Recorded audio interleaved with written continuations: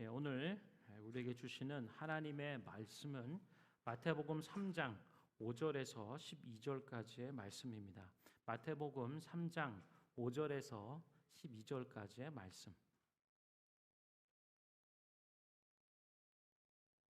저와 여러분 한 절씩 교독하도록 하겠습니다. 이때에 예루살렘과 온 유대와 요단강 사방에서 다 그에게 나아와 자기들의 죄를 자복하고 요단강에서 그에게 세례를 받더니 요한이 많은 바리새인들과 사두개인들이 세례 베푸는 대로 오는 것을 보고 이르되 독사의 자식들아 누가 너희를 가르쳐 임박한 진노를 피하라 하더냐. 그러므로 회개에 합당한 열매를 맺고 속으로 아브라함이 우리 조상이라고 생각하지 말라. 내가 너희에게 이르노니 하나님이 능히 이 돌들로도 아브라함의 자손이 되게 하시리라.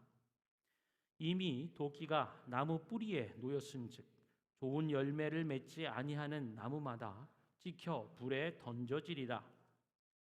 나는 너희로 회개하게 하기 위하여 물로 세례를 베풀거니와 내 뒤에 오시는 이는 나보다 능력이 많으시니 나는 그의 신을 들기도 감당하지 못하겠노라.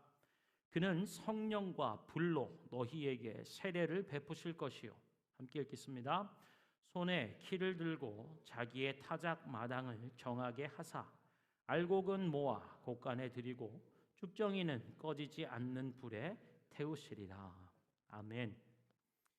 물 세례와 성령 세례라고 하는 제목의 말씀인데요. 여러분, 우리 지난주에 김용석 목사님 통해서 이 세례 요한의 말씀에 대해서 회개하라 천국이 가까웠다라고 하는 말씀을 하나님 나라가 임하는 선포를 우리가 나누었습니다.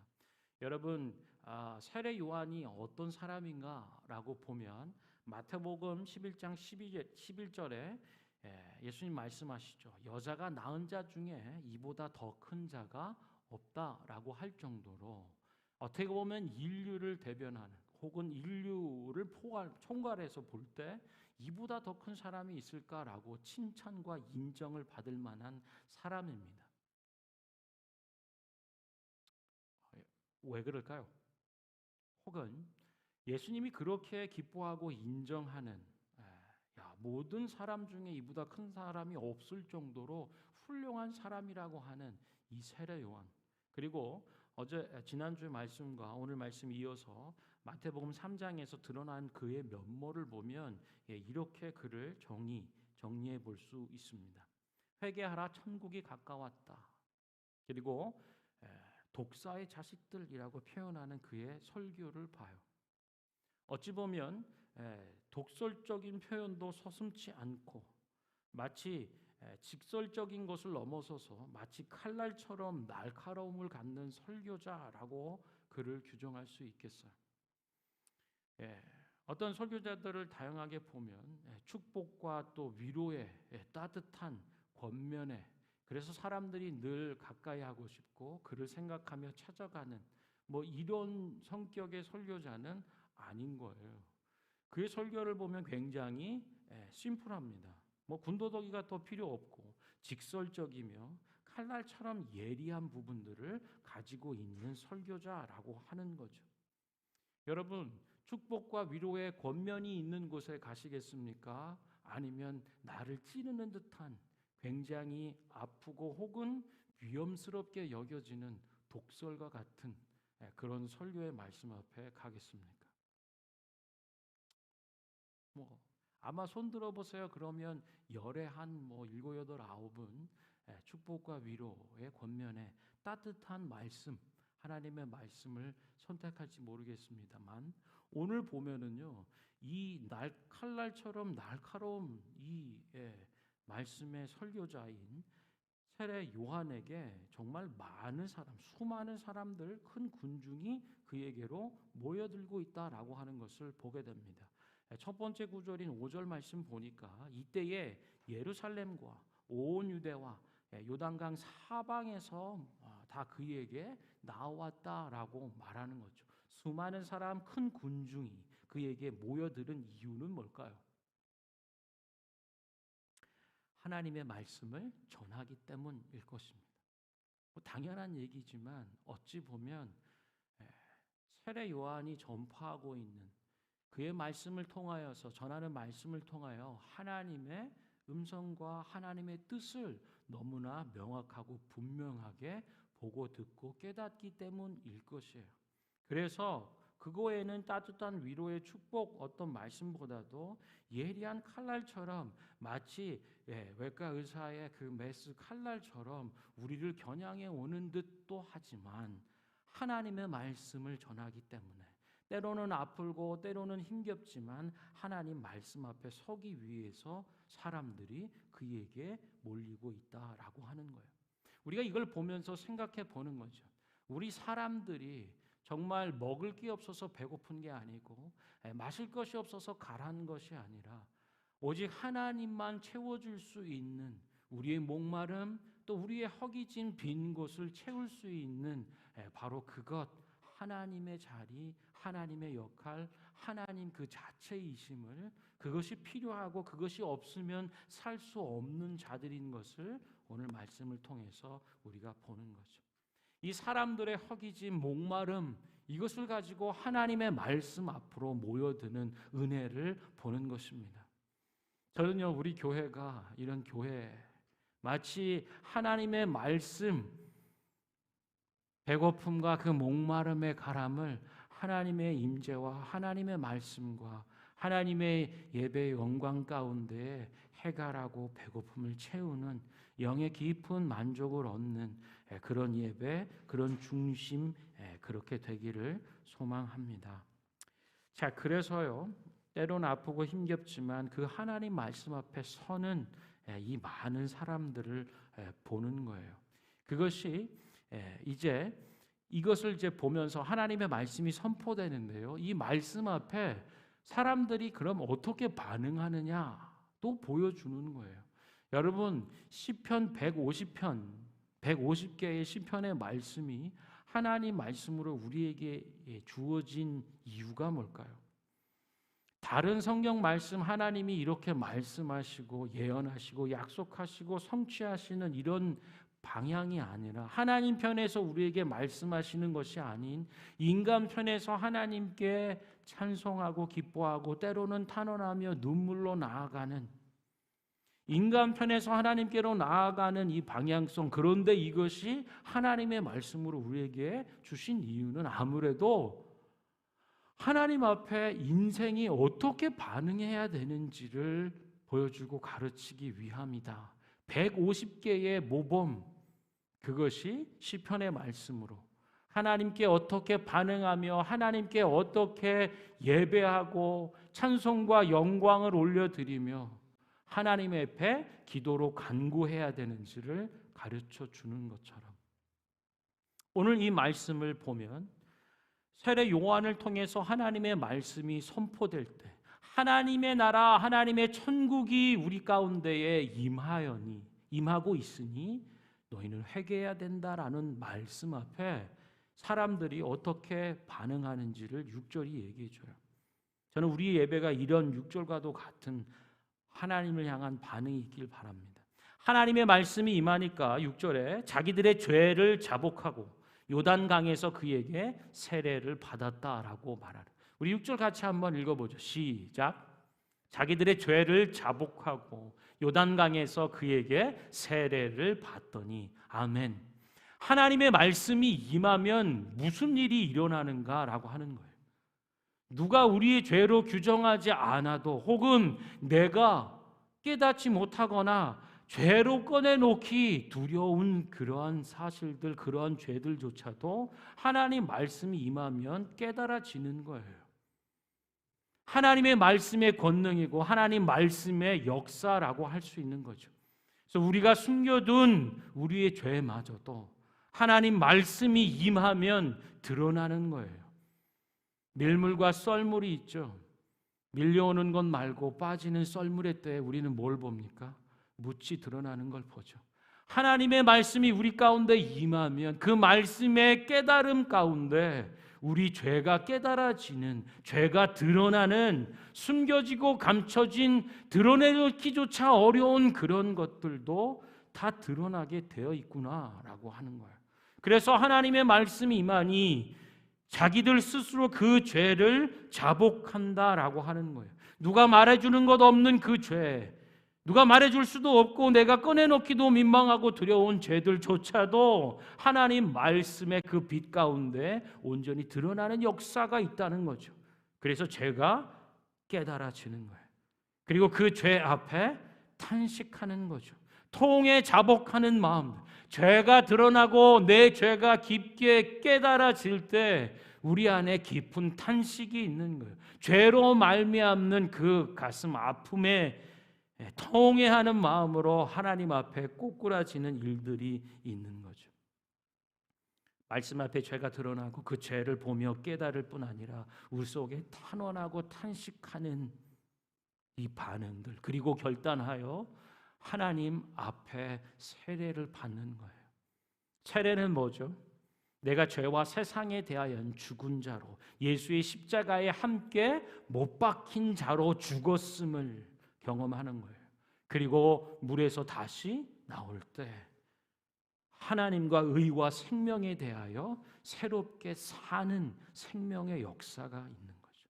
물에 잠길 때 죄와 세상에 대하여 죽은 자요, 물에서 다시 올라올 때는 이제는 하나님께 대하여 산 자로 의와 생명에 참여하는 그 고백으로, 그 결단으로 나오는 거예요. 그래서 하나님 말씀이 있는 그곳에 죄가 드러나고 죄가 깨달으며 죄에 대한 깊은 탐복과 아픔의 마음들로 돌이켜 서는 결단이 있는 것이고, 더 나아가 이제는 죄에 속한 본질상 진노의 자녀인 이 모든 것을 청산케 하시는, 그리고 하나님께 대하여 온전히 산자로 살아가는 생명의 결단의 헌신의 역사들이 일어난다.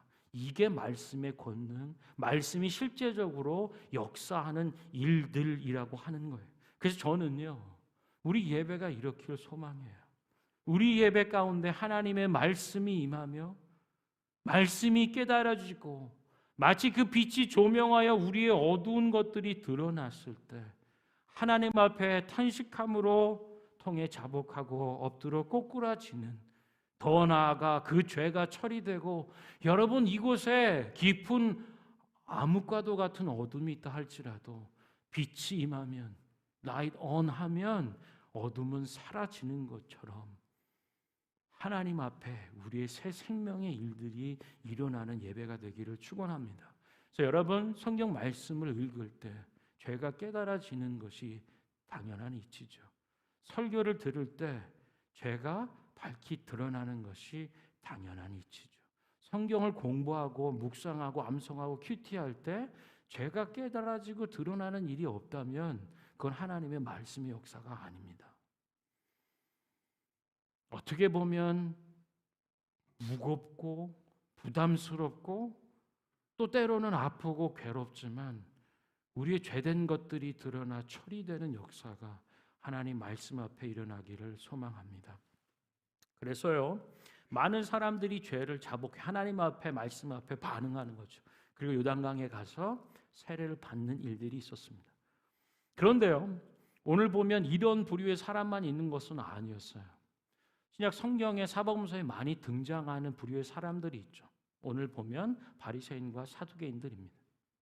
여기 더해서 에세네파 사람들도 신약 시대에 하나의 또 부류로 얘기할 수 있는데요. 에세네파 사람들은요, 굉장히 금욕주의적인 사람들이에요. 하나님 앞에 정결함과 거룩함을 추구하기 위해서 따로 광야에서 살았어요.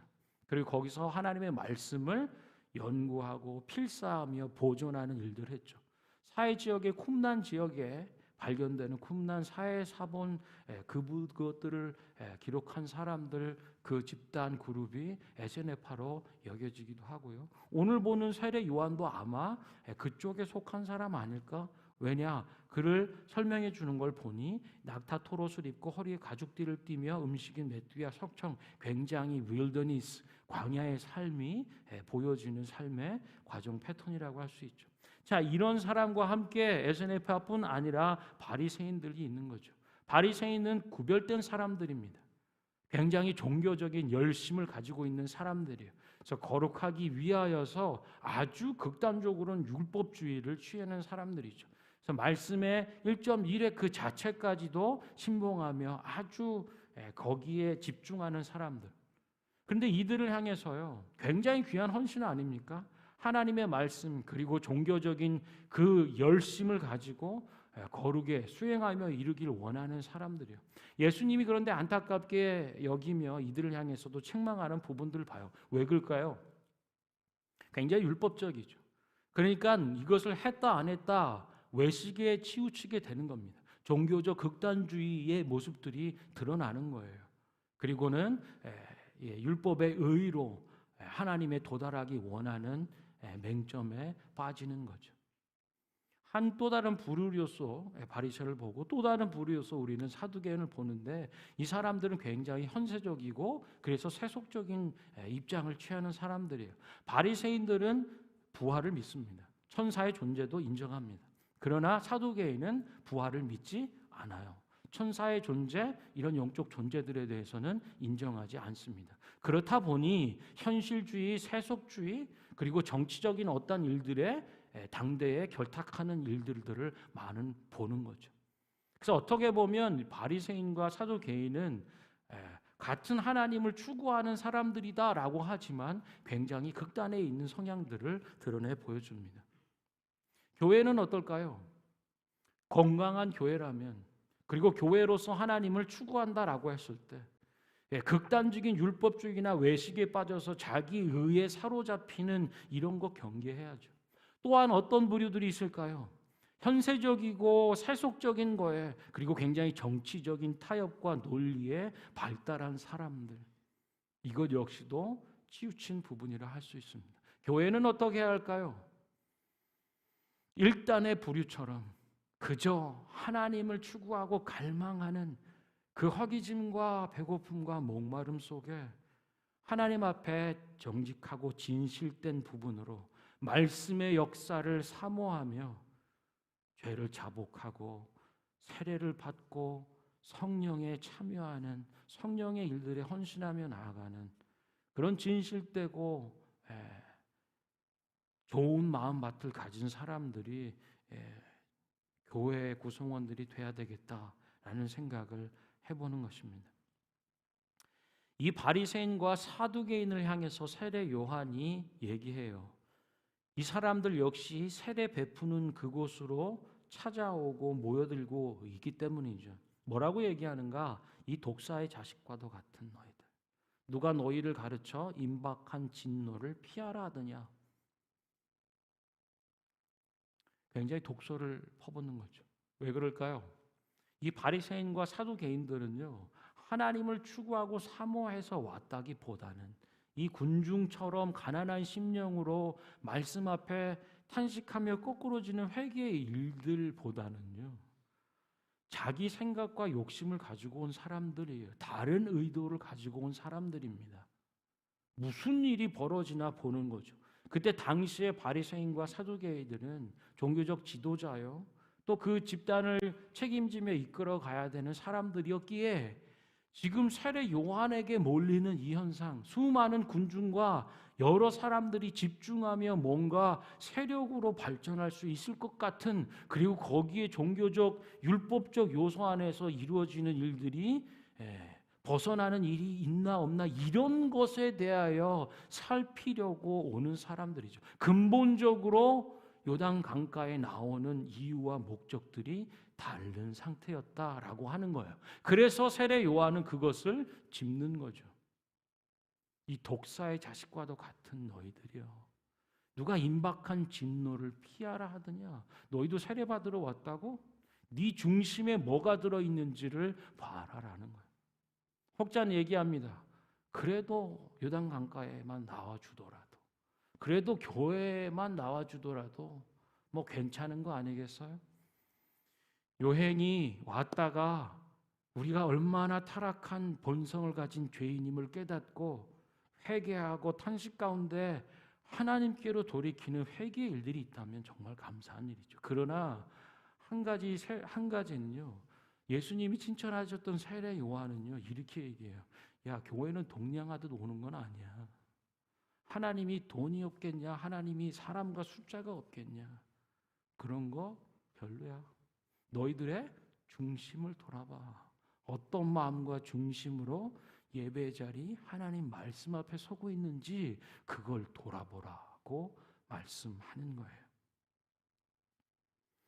너희 속에 있는 하나님을 추구하지 않고 종교적 그 열심과 지도층이라고 하는 그 책임 권한을 니네 마음대로 행사하려고 하는 그런 것들 옳지 않다는 거예요.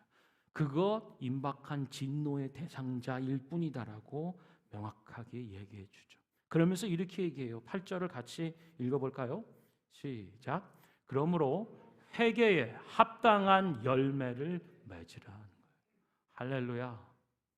바리새인과 사두개인에게 줄 수 있는 말씀은 이것밖에 없어요. 회개에 합당한 열매를 맺어라. 사랑하는 성도 여러분, 그러면 회개에 합당한 열매는 뭘까요?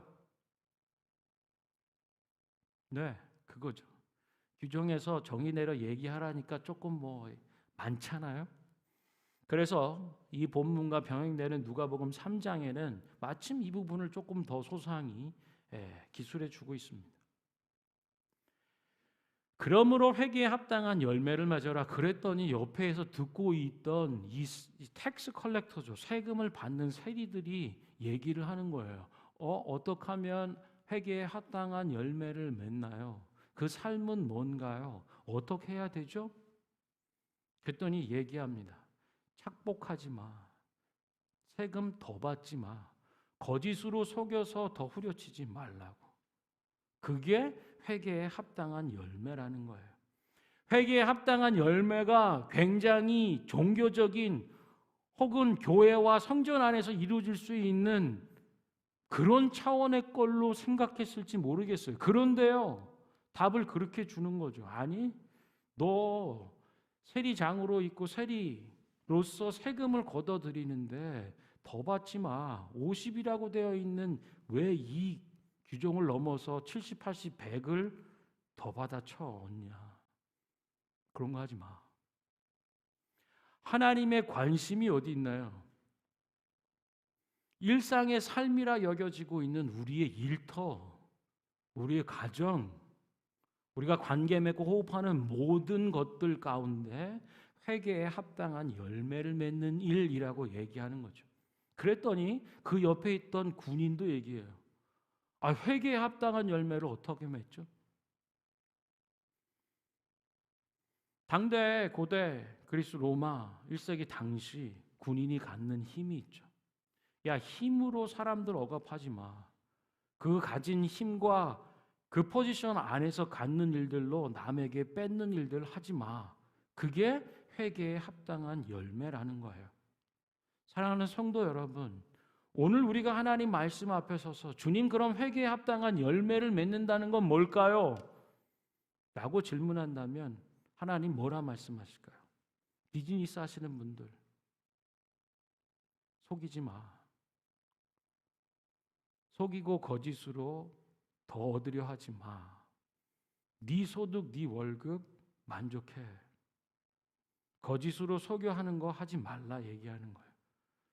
비즈니스 말고 어떤 지난주에 한국에서 큰 회계법인에서 일하는 분이 캐나다 방문해서 공부 중이에요. 근데 그분의 딜레마가 뭐냐? 이민을 좀 생각해 보는 이유가 뭔가 여러 가지 일들이 있지만 그런 얘기를 해요. 내가 회계사로서 회사나 법인이나 이거를 정직하고 성실하게 열심을 다해서 온전하게 해내는 것을 기업이 원하지 않는다는 거예요. 그렇게 해내면 어떻게 될까요? 골치 아파지는 거죠. 적당한 선에서 해주는. 그게 그리스도인의 삶의 직업의 윤리로서 부담스럽다는 거예요. 이게 맞는가? 딱 이 말씀이죠. 우리가 회개한 자로서 그리스도인으로서 산다 했을 때 회개에 합당한 열매를 맺는 삶에 대해서 내가 직업을 가지고 삶의 현장으로 갖는 것이 동떨어진 얘기가 아니라 그곳에서 하나님의 상식으로 생각하고 살라는 거예요. 기준을 사람의 욕심과 지금 이루어지고 있는 이 세상의 방식을 삼지 말라는 거예요. 누군가 그렇게 다르게 살면 뭐라 할까요? 에이, 저 바보. 저 뭐 몰라서 저런 맹충이. 제가 군대에 있을 때요. 이거 모든 군대가 그런 게 아니고 예전에 벌써 한 30년 전의 얘기입니다. 보급부대에 있었는데요. 그 창고를 맡는 병장들은요. 전역할 때 조그만 자동차 하나씩 가지고 제대한다라는 말이 있었어요. 왜냐하면 일반 공장에서 군수물자 공장에서 처음으로 들어오는 굉장히 큰 부대였기 때문에 그래요. 그러니 그 안에서 있는 소위 짜웅이라고 하는 거 있죠. 그런 거 못하면 바보로 얘기받는 거예요. 아유, 저기 창고 병장 지가 책임으로 있으면서 나갈 때 뭐 하나도 못 가져가는 거 저 바보. 세상이 그렇게 얘기해요. 그 자리에 있고 그 힘이 있고 권한을 행사할 수 있는 것들을 적극적으로 행사해서 그것을 취하지 못하는 넌 바보. 바보일까요? 오늘 말씀에 비춰서 보면 그게 바보이겠냐고요.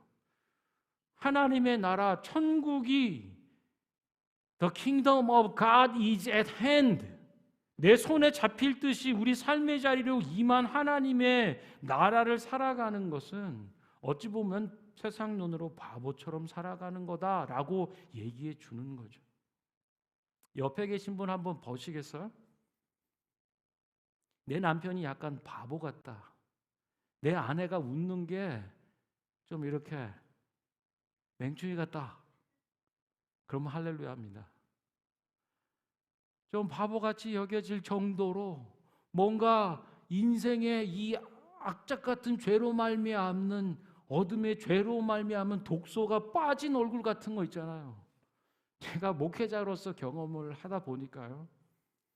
처음에 어떤 분이 교회에 왔어요. 근데 그냥 딱 봐도 좀 마주치고 대하기 말 섞기가 좀 부담스러워요. 눈이 이렇게 됐는데 눈이 뭐 이렇게 좀 했다고 해서 그런 건 아닙니다. 그리고 몸이 너무 말랐어. 마른 분이 다 그렇다고 하는 건 아닙니다. 그러나 그냥 보기에도 흘러나오는 부분이 너무 그 죄의 독이 많은 것 같아요. 그런데 신앙생활 과정 가운데 이렇게 하다 그분이 은혜를 체험했어요. 성령 안에서 거듭난 일들을 경험하고 성령의 은사와 방언과 이러면서 하나님 안에서 여러 다세대 주택이니까 골방에 들어가서 이 클로짓 안에 들어가서 기도를 그렇게 방언으로 하는 일들을 보고 나서는요. 이분 얼굴 표정이 달라졌어요. 여전히 눈은 그렇지만요. 느낌이 달라요. 여전히 마르셨는데도 느낌이 달라요. 얼굴에서 소위 빛이 난다는 거 있죠? 은혜 받으면 예뻐진다는 거 있잖아요. 그게 진짜 그렇더라고요. 그래서 그냥 옆에 이렇게 볼 때 우리 남편이 얼굴이 너무 험악해 상태가 안 좋은 거예요. 요즘 영적으로 너무 힘들고 메말랐나 보다. 내가 봤는데 우리 와이프가 너무 은혜가 필요하구나. 여러분 최고의 이 화장품은 뭐죠? 하나님 주신 은혜죠. 은혜에서 빛이 나요. 연세가 있으신 우리 여성 성도분도 그렇게 아름다우실 수가 없어요. 연세가 있으신 우리 남성 성도분도 그렇게 멋질 수가 없어요. 어떤 화장품으로도 빛내줄 수 없는 그 은혜의 빛이 있더라라고 하는 거예요. 그러므로 회개에 합당한 열매를 맺고 산다는 건 세상으로 볼 때 약간 이렇게 뭔가 한 사람 있잖아요. 그래도 하나님 앞에 그게 좋은 삶임을 저와 여러분 함께 믿음으로 동의하며 고백하는 삶 사기를 축원합니다. 아멘이 없어서 가지고 당신만 그렇게 사시라 하면 사실 저도 그렇게 인상이 썩 좋은 사람은 못 되는데요. 그래도 한 가지 희망은 저희 와이프가 그래요. 와이프가 그러면 갑자기 목이 메네. 와이프가 그러면 진짜 그런 거 아니에요? 얼굴이 점점 처음 저 만났을 때보다 20살 초반 때 만났을 때보다 착해 보인대요. 할렐루야. 부족한 인생들이지만 하나님 은혜 안에서 이렇게 변화된다는 것만큼 때로는 우리 자신의 모습을 보며 넘어지기도 하지만 그래도 계속 하나님 일, 아까 우리 찬양 주가 일하시네, 주가 일하시네. 너무 은혜가 돼요. 소망이 거기 있지 않습니까? 하나님 우리 속에 일하고 계셔서 지금 눈으로 보면 nothing, 아무것도 일어나지 않는 것 같지만 어느 순간 돌아보면 아이들이 이만큼 커 있는 것처럼 우리가 그 은혜 안에 풀어지고 죄로 말미암아 독소가 있던 그런 것들이 풀어지는 은혜 가운데 있다는 것이 참 소망이 되는 거죠. 회개에 합당한 열매를 사모하고 선택하는 저와 우리가 되기를 소망합니다. 자, 그랬더니요, 야 독사의 자식과 같은 너희들, 누가 너희를 가르쳐서 임박한 진노를 피하라 하더냐? 그러므로 너희는 회개에 합당한 열매를 맺어라. 그랬더니 그 속에 무슨 생각을 하고 있는지 다 아는 거죠. 세례 요한이. 바리새인과 사두개인들 마음속에 일어나는 생각과 반응들. 아브라함이 우리 조상이라고 생각하지 말아라. 내가 너희에게 말하노니 하나님이 능히 이 돌들로도 아브라함의 자손이 되게 하신다라고 하는 거예요. 사랑하는 성도 여러분, 아브라함이 우리 조상이다라고 하는 생각은 뭘까요? 네가 앞만 떠들어 봐. 우리는 아브라함의 자손이야. 아브라함을 선택하셨지, 하나님의 백성으로 삼으셨지, 선택받은 우리는 선민이야. 우리 속에 있는 하나님의 구원의 일들을 가지고 있어. 근데 아니죠. 여러분, 교회 안에도 이런 오만한, 자만 이런 생각들이 있을 수 있어요. 아브라함이 우리 조상이라고? 우리 식으로 얘기하면 뭘까요? 모태신앙이죠. 나는 엄마 뱃속에 있을 때부터 믿었던 사람이야. 그러나 여러분, 부모님 신앙으로 천국 가나요? 구원받을 수 있나요? 아니죠. 아까 질문이 있었어요. 우리가 침례를 준비하는데 보통 입교라고 하는 거, 입교는 유아 세례를 받은 사람이 대상이 돼서 성인이 되었을 때 자기 신앙 교육으로 교회의 몸으로서 지체로 입교하는 것을 말합니다. 그래서 교육이 조금 달라요. 예를 들어서 세례 준비를 위한 교육의 내용이 100이라면 입교하는 사람은 뭐 한 반이나 혹은 많이 잡으면 70 정도? 왜? 그 이전에 이미 유아 세례를 받았기 때문에. 그러나 제가 어떤 특정 교파, 한국에서 제일 큰 장로교를 폄하하거나 깔려는 게 아니고요. 그러나 한번 생각해 보세요. 유아 신앙의 이 세례의 근거는 뭡니까? 아이의 본인의 신앙인가요? 예수가 그리스도요 날 구원한 나의 하나님, 이런 고백을 듣고 유아 세례를 주나요? 아니죠. 부모의 신앙 고백을 근거로 해서 주는 겁니다. 그러면 부모의 신앙으로 천국 갈 수 있어요? 죄 문제 해결하고 구원받았다 얘기할 수 있는 게 성경에 있습니까? 제가 알기로는 없어요. 본인의 입으로 시인하고 본인의 통해 자복하며 회개케 하는 일들 안에서 성령이 오고, 그죠? 거듭나는 역사가 있는 거죠. 물론 부모의 신앙과 기도가 의미 없다라고 하는 건 절대로 아닙니다. 그러나 엄밀히 얘기해서 부모의 신앙으로 구원받는 거 아니죠. 그래서요, 저희는 입교나 뭐 이런 거 구분짓지 않고요, 자기 신앙 고백을 가지고 오십시오라고 하는 거예요. 그래서 함께 예수가 그리스도이심을, 나의 주 나의 하나님, 나의 구세주임을, 나의 왕이심을 고백할 수 있는 그것의 공적인 확증으로서 마치 결혼식과도 같은 A 남자와 B가, 여자가 함께 만인 앞에 공교회의 신앙의 고백과 하나님의 언약의 약속으로 결혼하는 것처럼 세례식도 내가 그리스도의 참된 순전한 신부임을 고백하는 공적 예식인 거죠. 뭐 여기는 없으실 줄로 믿습니다만 부모님 신앙으로 내 천국 간다라고 생각하는 분도 곤란하죠. 그러나 와이프가 잘 믿어서 1+1으로 나도 가는 거 아니야, 여보? 당신 좀 교회 가서 기도해봐. 이런 분들이 계시더라고요. 띡. 예, 아내가 잘 믿었다고 해서 나도 구원받은 남편 뭐 이런 얘기는 제가 들어본 적이 없습니다. 부모의 신앙으로 구원받는 것도 아니고 아내의 잘 믿는 신앙으로 남편 구원받는 것도 아니죠. 아브라함이 우리 조상이라고 생각하는 거, 내가 생각하는 의지하는 뭐 그거 잘 생각해 봐야 돼요. 아브라함이 내 조상인데 띡 그딴 거 없어. 나무 뿌리에 도끼가 이미 놓여 있어. 이 말 한마디로 끝나는 거예요. 좋은 열매 맺지 못하는 나쁜 열매는 그냥 한 방에 가는 거야. 그리고요, 우리 조상이라고 생각하는 것, 아브라함이 우리 조상이라고 생각, 구원이 이미 무엇을 어떻게 해도 상관없다라고 하는 것 착각이고 교만이고 자만이야. 안 돼. 하나님께서는 이 돌들로도 아브라함의 자손이 하실 수 있기 때문이야. 이 말씀은요, 우리에게 주는 의미가 있는 거죠.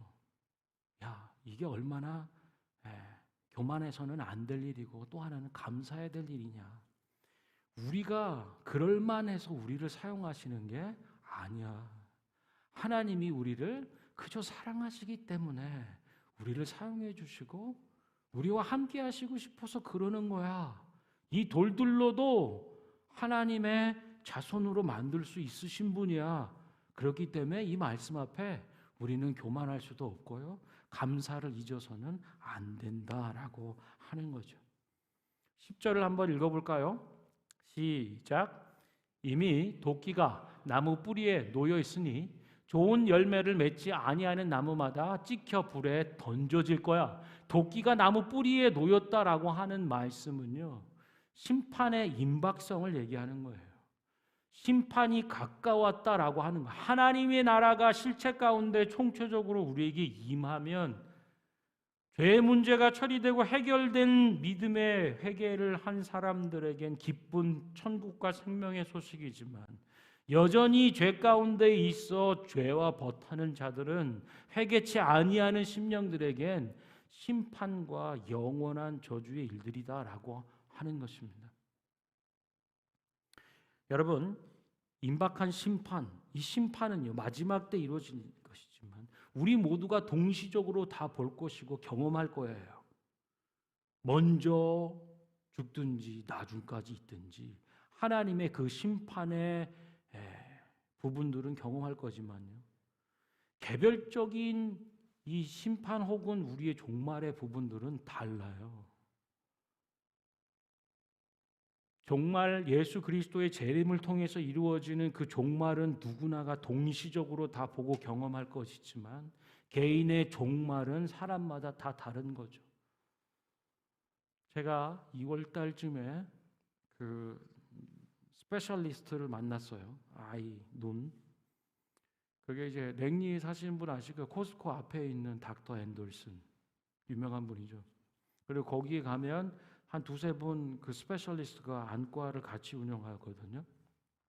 가서 이제 그 예약이 없으면 못 가잖아요. 그래서 가서 들어있다는 자체만도 감사한 거죠. 그래서 가서 기다리고 있는데 리셉셔니스트가 많은데 한 4-5명 되는데 계속 전화를 돌려요.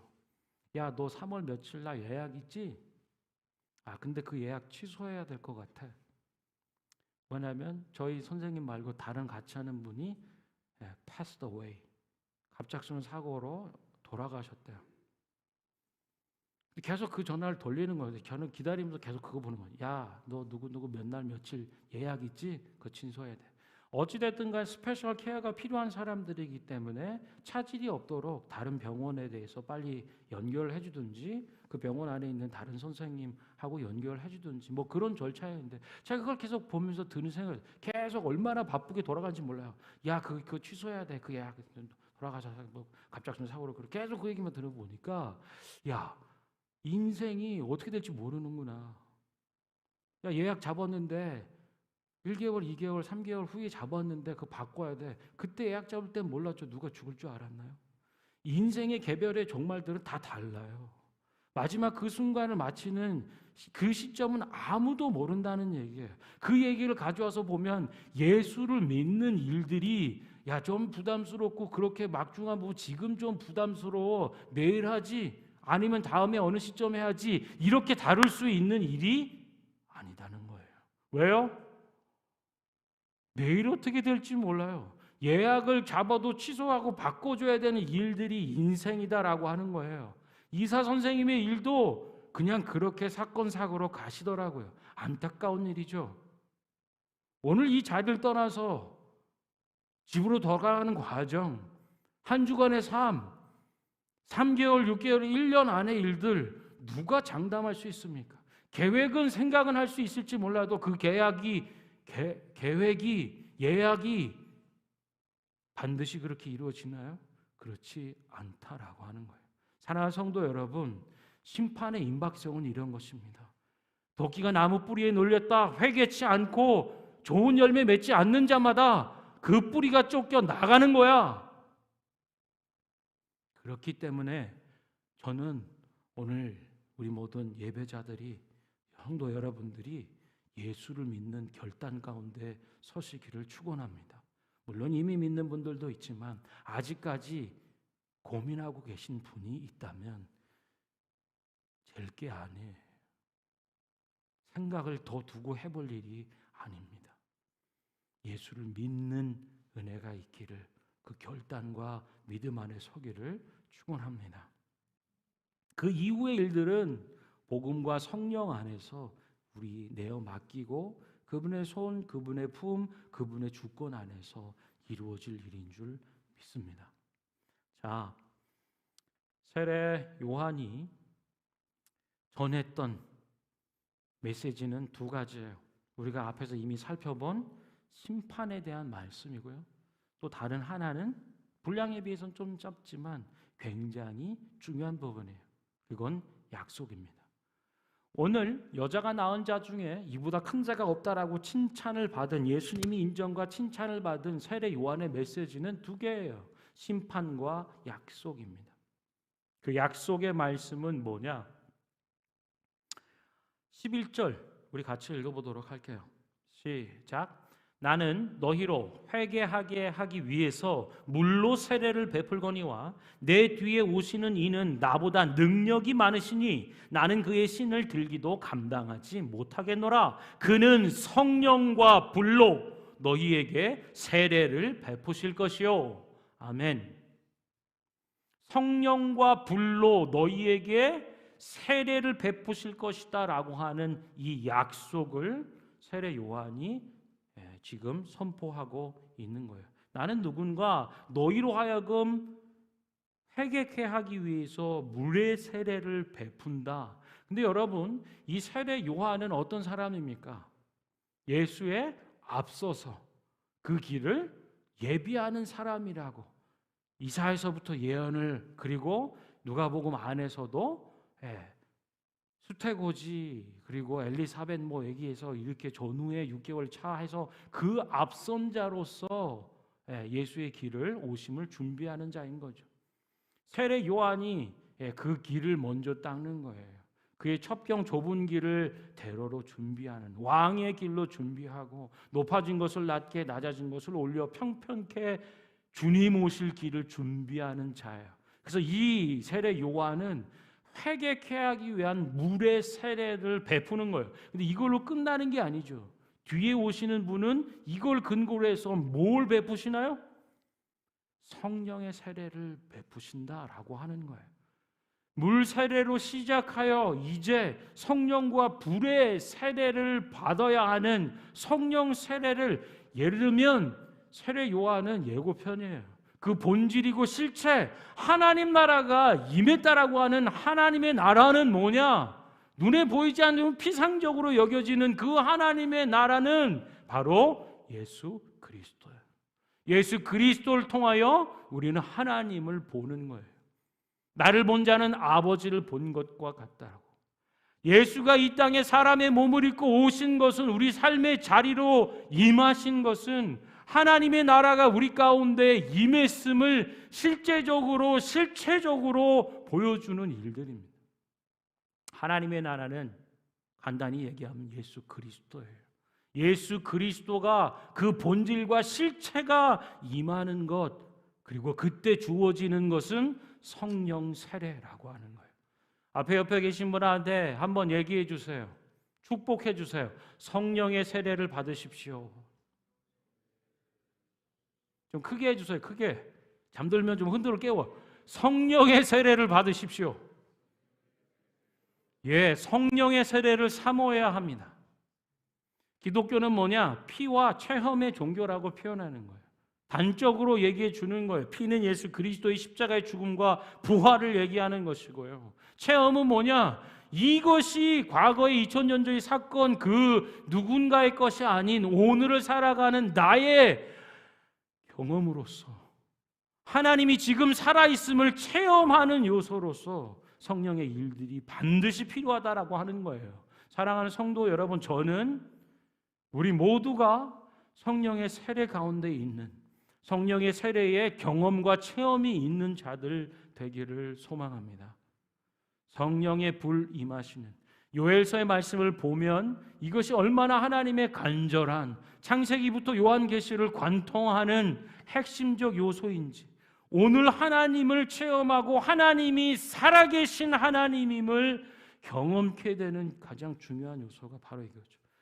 내가 말세에 모든 육체에게, 내 남종과 여종에게 내 영을 부어주겠다. 이것이 요엘서의 약속 예언입니다. 내 영을, 그리스도의 영, 성령을 부어주겠다라고 하시는 거예요. 불과 성령으로 체험된 역사가 사도행전 2장의 역사고 교회가 세워지는, 예수님께서 십자가에 달려 죽으시고 부활하시고, 부활하시기 전에, 아니죠, 부활하시고 이제 40일간 제자들과 있다가 승천하시잖아요. 그때 제자들이 마음 가운데 주님 가시면 어떡해요? 뭐라 얘기하시죠? 주님이 야, 내가 오늘로 올려가는 게 좋아. 왜요?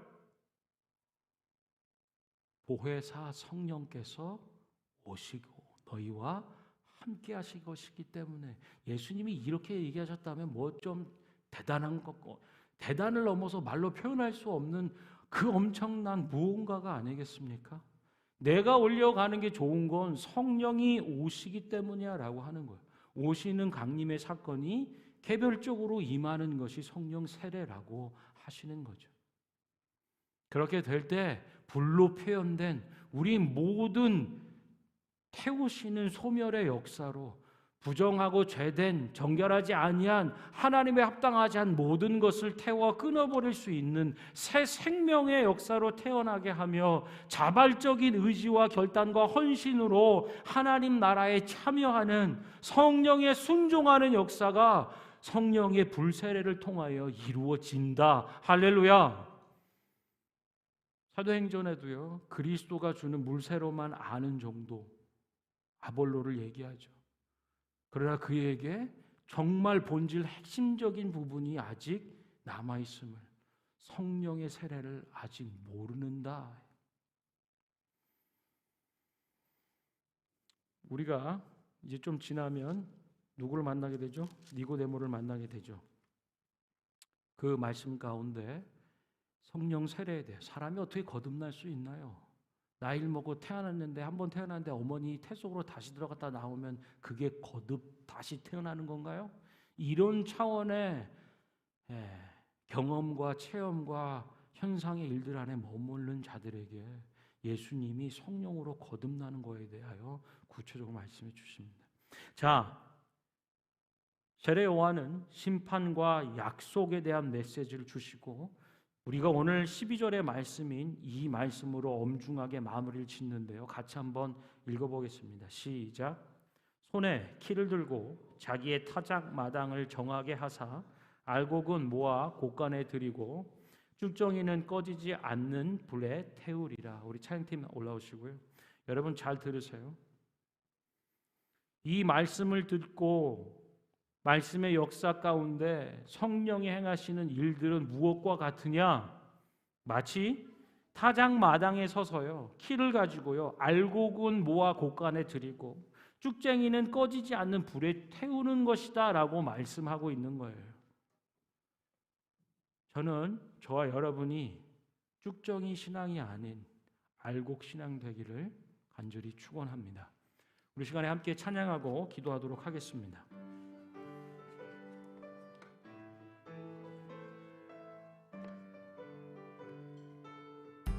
아멘. 내 제사함 받고서 예수를 한 뒤 나의 모든 것 다 변했네. 지금 나의 가는 길 천국 길이요 주의 피로 내 우리 다시 한번 내가 예수 믿고서 죄사함 나의 모든 것 다 변했네. 다 변했네. 내가 지금 내가 가는 길 천국 주의 피로 내 죄가 씻겼네. 아멘. 나의 모든 것 변하고 그 피로 구속 받았네.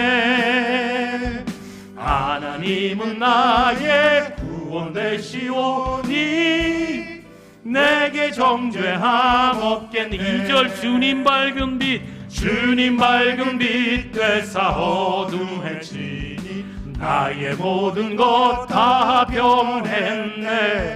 지금 내가 주 앞에 온전케 되네. 주의 공로를 의지함이 나의 모든 것 변하고 그 피로 구속 받았네. 하나님은 나의 구원 되시오니 내게 정죄함 없겠네. 내게 성령 임하고 그 크신 사랑 나의 맘에 가득 채우며 모든 공포 내게서 물리치시니 내 맘 항상 주 안에 있게. 나의 모든 것 변하고 그 피로 구속 받았네. 하나님은 나의 구원 되시오니 내게 정죄함 없겠네. 아멘. 여러분 우리 한번 찬양할 때요 박수하면서 찬양합시다. 1절부터요. 내가 예수 믿고서 죄사함 받아 나의 모든 것 다 변했네. 지금 내가 가는 길 천국 길이요 주의 피로 내 죄가 씻겼네. 나의 모든 것 변하고 그 피로 구속 받았네.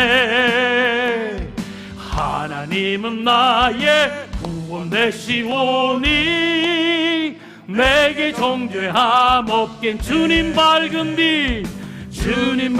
빛 되사 어둠에 나의 모든 것 다 변했네.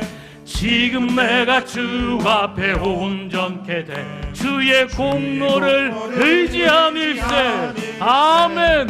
나의 모든 것 변하고 그 피로 구속 받았네. 하나님은 나의 구원 되시오니 내게 정죄함 없게. 내게 성령 임하고 그 크신 나의 맘에 가득 채우며 모든 공포 내게서 내 맘 항상 주 안에 있겠네. 아멘. 나의 모든 것 변하고 그 피로 구속 받았네. 하나님은 나의 구원 되시오니 내게 우리 3절 내게 성령 임하고 사모하는 마음으로 찬양합시다. 나의 맘에 가득 채우며 모든 공포 내게서 물리치시 내 맘 항상 주 안에 있을 것입니다. 아멘. 나의 모든 것 변하고 그 피로 구속받았네. 하나님은 나의 구원 되시오니 내게 정죄함 없겠네. 나의 모든 것 변하고 그 피로 구속 받았네. 하나님은 나의 구원 되시오니 내게 정죄함 없겠네. 아멘. 사랑하는 성도 여러분, 오늘 우리가 하나님 앞에, 그 말씀 앞에 어떻게 반응해야 하는지 여러 부류 사람들의 모습을 봅니다. 하나님 말씀이 임하면 우리의 죄가 깨달아지는, 그리고 그것을 통해 자복하는, 그리고 하나님의 사람으로 세례를 받겠다 하는 믿음의 결단들이 임하는 줄 믿습니다. 우리 이 시간에 한번 기도할 때, 주님, 말씀의 권능과 역사로 내 죄를 깨닫게 하여 주십시오.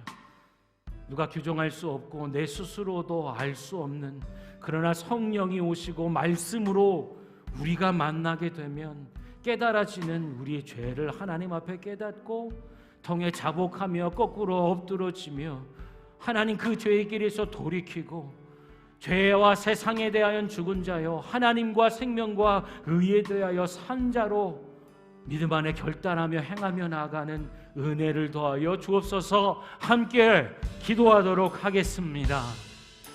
아멘. 살아계신 하나님, 말씀으로 역사하시는 하나님, 주님의 말씀이 우리 가운데 우리의 심령에 임할 때 하나님, 우리의 모든 죄와 허물이 깨달아지는 하나님 앞에, 말씀 앞에 예배하며 간절히 간구하고 성령 안께서 말씀으로 역사하실 때 내 죄가 무엇인지, 남들이 규정할 수 없는 그런 차원의 일들, 내가 두려움과 염려 가운데에 꺼내놓을 수 없는, 숨겨져 있는, 가리워져 있는 모든 죄들이 하나님 앞에 깨달아지는 말씀의 역사, 하나님 은혜들을 더하여 주시옵소서. 죄가 만연하여 죄가 죄인 것을 깨닫지 못하는 죽은 심령이 아니라 말씀과 성령의 은혜와 역사 안에서 하나님의 말씀으로 죄가 죄로 여겨지고 깨달아지는 일들을 허락하여 주셔서 애통하고 자복하며 통회하며 회개하며 돌이키는 은혜들을 더하여 주시옵소서. 하나님, 하나님의 세례가, 하나님의 성만찬이 왜곡되고 위기를 맞이한 이때에 정말 세례의 의미가 무엇인지 죄에서 자복하고 통회하고 돌이켜 하나님 새 생명과 자녀되는 역사들을 경험할 수 있도록 하나님 말씀의 권능으로, 말씀의 진리와 빛으로 하나님 임하여 주시옵소서. 비추어 주실 때, 말씀하실 때 깨닫는 은혜, 자복하는 은혜, 돌이키는 은혜 더하여 주시옵소서. 구원의 시온이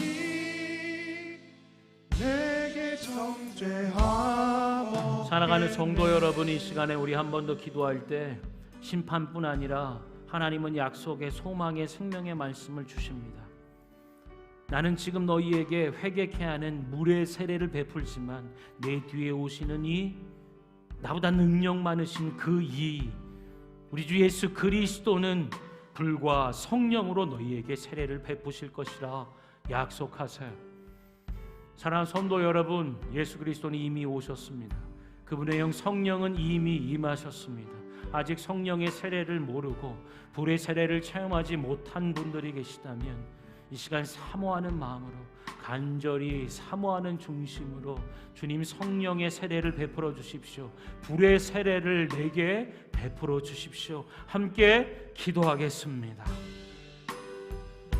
살아계신 하나님, 영으로 우리와 함께 하시는 주님, 내가 말세에 모든 육체 나의 남종과 여종에게 내 영을 부어주겠다 말씀하신 주님, 성령의 은혜를 사모합니다. 성령의 세례를 사모합니다. 성령과 불로 우리에게 세례를 베푸시는 하나님의 약속을 붙잡사오니 간절히 사모하는 심령마다 성령의 세례를 부어주시고 불의 세례를 체험하는 자들이 되게 하여 주옵소서. 하나님, 물 세례만 하는 자들이 아니라 성령의 불의 세례를 체험하는 자들이 되게 하셔서 우리 모든 죄와 연약함과 허물과 어두움들이 소멸되는 하나님의 성령의 역사를 체험케 하여 주시고, 이제는 모든 죄와 사망의 일들을 뒤로하고 죄에 대하여 죽은 자여 하나님께 생명에 대하여는 산 자로 살 수 있도록 성령의 세례를 베풀어 주시옵소서. 성령의 세례와 불의 세례를 사모하오니 하나님 성령을 체험한 자들로 이제는 자발적으로 성령의 일들에 헌신하는 하나님, 우리 믿음의 사람 되도록 약속을 이루어 주시옵소서. 살아계신 하나님, 역사하시는 하나님, 성령과 불로 우리에게 세례를 베풀어 주옵소서. 쭉정이의 신앙이 아닌 알곡의 신앙으로 주 안에 있게 하여 주옵소서. 예수님 이름으로 기도합니다. 아멘.